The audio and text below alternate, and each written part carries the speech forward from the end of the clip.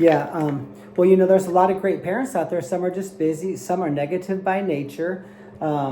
So, yeah, I think that a lot of times a coach and teacher might be either the only or one of the only positive adults in the kids' lives. And once your kids hit like 7 years old, they spend more time with other humans than they do you.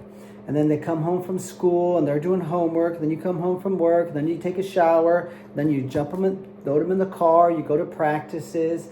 I mean, you literally sometimes don't see your kids, and I've experienced that. And also I've had a lot of great coaches, or rather parents, who maybe they are positive, but when kids get older, they don't always listen. So like, if I compliment a kid or an athlete, no matter what sport, it's received like 100 times deeper than if their parent does, because their parent's supposed to say that. So even if your kids have tremendous support systems and parents and so forth, man, you should just be incredibly positive all the time, because it literally, just imagine how, if your wife is trying to get in shape and lose weight, or your husband's trying to do something difficult, he's trying to get a new job, or he's going to night classes.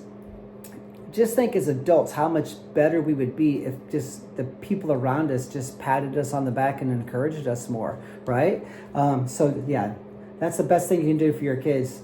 Probably 20 years ago, it was a snide remark, but somebody said, "Nick, you're like the Oprah Winfrey of wrestling coaches." And I was like, that's exactly right. That's the reason, I've got hundreds of kids flying in here to spend a week with me. But he was kind of like cheap shotting me, but dude, no, you should be much more positive than you probably are. And you'd be amazed. Your kids have superpowers inside them, and you can unlock it just by being a good dude and have a general interest in them, and just being incredibly positive and not nitpicking them nonstop. Sometimes as coaches we think, and I just did a social media post on that as well. And, I post on social media a lot. Just in the past 5 years, we've gone from like 17,000 followers to like 210,000. But I posted, when your kid or athlete walks off of the mat, whether it's jiu-jitsu, wrestling, or even off the track or whatever, you don't have to point out 5 things they did wrong. If you have a big win, all I do is I fist bump them and go, "You're amazing," and I walk away. I do those things. I still do it to this day. And I think, sometimes it's just in our nature to feel like we have to say something negative. And you're like, well, it's not positive, it's correct, it's not negative, it's corrective criticism. I actually want to help them.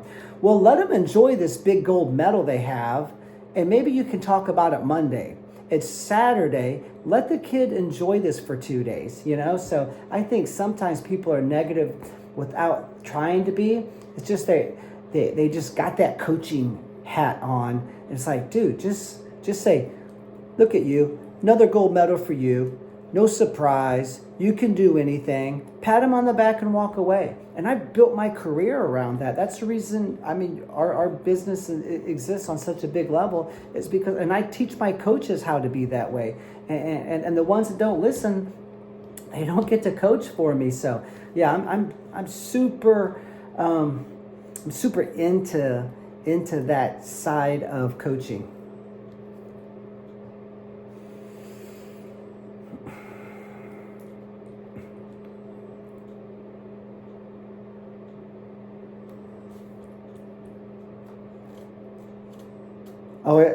Oh yeah, I got a ways to go. But yeah, it is definitely just to have a generally caring nature for people. I think goes